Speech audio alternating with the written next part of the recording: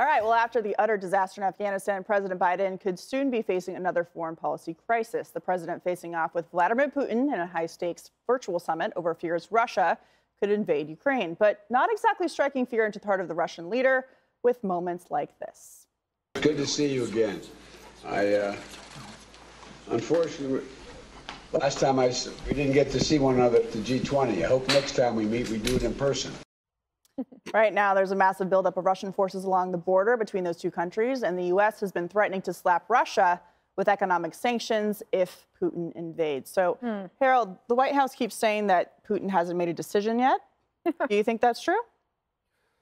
Well, I don't know. What I do know is we should all be rooting for him, the president, in this instance here. We had a pullout in Afghanistan that didn't go as well as we wanted. I think we could all agree that could have gone a lot better. I think the White House would as well. I think Putin does not want Ukraine in NATO for all the obvious reasons. That means that NATO would come to the defense in support of them. But I thought the president today did what he had to do. And I think he probably did it more effectively than we thought. Look, what Putin can't have is the oligarchs attacked. An attack being economic attacks and the kinds of threats that we're making to put the economic clutch around them is pretty doggone strong. Because if Putin is not necessarily afraid of voters in Russia, he is afraid of the oligarchs. But if you have the voters in Russia concerned about how their economic output is and economic productivity, and you have the oligarchs concerned about their resources, I think that's the pinch you have to put on him for him to want to change and to get that smirk off his face, which he always has when he talks with our president. So, Dana, sanctions have failed on Russia before. They now have the Nord Stream 2 pipeline. Jake Sullivan, the White House security advisor today, national security advisor, tried to argue that pipeline is actually leverage for the West and not for Russia. Yeah, I found that curious because the pipeline is not like a toy you can take away from a child because they were being naughty. That pipeline has been being built for years. And one of the things I was going to say is that Putin and Lavrov, the foreign minister, basically, they've been through many administrations. They're super patient. They've been through Clinton and Bush and Obama and Trump, and they're looking at Biden and they're like they're very patient. What Putin really what he really wants is Ukraine back, but he might settle for Ukraine not getting into NATO right now. Right. And after that, I bet he gets that. Yeah. I bet he gets that, and then you have to ask them, well, then what else is left? Right? If he's starting to get that, you wait until just a few more years, and then Nord Stream 2 is underway. The gas is flowing into Germany. Think Germany is going to vote for Ukraine to be in NATO? No, I don't believe that.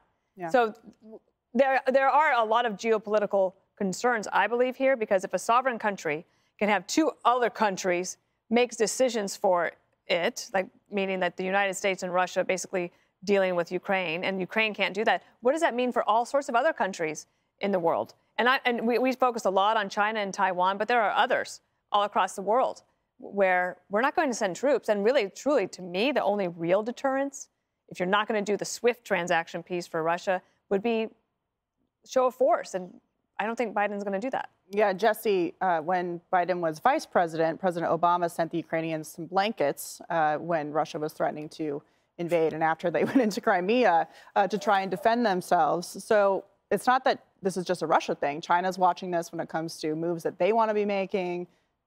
Did he do a good job today? Well, he's distracted from China with what Putin's trying to play with Ukraine, and that's kind of annoying because, you know, we should be looking at the Pacific. But so they've surrounded Ukraine, and if they want to invade and conquer Ukraine, they can. But it's going to be so brutal and so bloody and so costly for the Russians that it's going to really almost destroy that country. So Dana talked about it. We've been playing a game with Ukraine. We dangle NATO membership over Ukraine to like screw with Putin's head. And it destabilizes him. He's kind of off balance because they need Ukraine out of NATO. But we play this dance because we don't really want Ukraine in NATO. It's an indefensible country. It's just flat. They just roll right through it. So we don't want it, but we pretend like we want it. And it just makes Putin go crazy, and he does all this crazy stuff. So I just think you just sell javelins to the Ukrainians. Just give them as many javelins as possible. They just take these tanks out like that. They're great. And then you tell Putin, we're not going to buy any oil, stuff it, and then bolster security in the Baltics.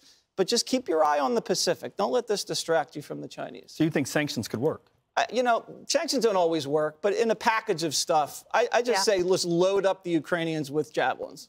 Do you think we should load up the Ukrainians with javelins too, Tyrus? I wouldn't send troops there. I think we should send Tyrus there. Listen, I would only send Tyrus. I've gone to Russia 3 times. I'm actually the first WWE match in the history of Russia. I'm very proud of that. Oh. But I was also out there when Georgia got invaded, so not a good time. Here's the thing. I think that Putin, he sees the lay of the land. Yep. And he sees how the woke administration makes deals. I'm sure he gave the Taliban a call, and they're like, so what did you get? How many helicopters? How many? Wow. Hey, new training exercise. Let's all go stand by Ukraine and see what we can get. And I guarantee you, he's going to get a lot. Yep. They're not going to get NATO. They're not going to get any new weapons. He'll get some new deal. There'll be some new thing. And they'll act like it's a victory. And Ukraine's going to be like, what about us? Just like Poor Ukraine. the people at the airport in Afghanistan were saying, what about us?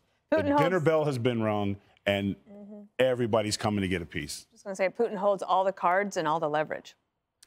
So one word, what should we do? Should we send troops? No. Because what Putin doesn't want is us having conducting military exercises there in Ukraine. I mean, I'm against Putin, but I understand what he wants. So a deal has got to be providing defense, providing weapons, that might be really helpful. But the other thing is, remember, the people in Ukraine who fight in the military, they're like your physical therapist. And now he's got to go and fight for his country. In Russia, they're professional soldiers. I mean, it's hard to imagine that. What would happen if he said, you know what, because of this, they're in NATO? Now what? Well, because that would be, well, if we could do that unilaterally, maybe we would, but you have to get consensus. And Germany's like, no. Yeah. I don't want to protect that country. Group work. Hey, Sean Hannity here. Hey, click here to subscribe to Fox News YouTube page and catch our hottest interviews and most compelling analysis. You will not get it anywhere else.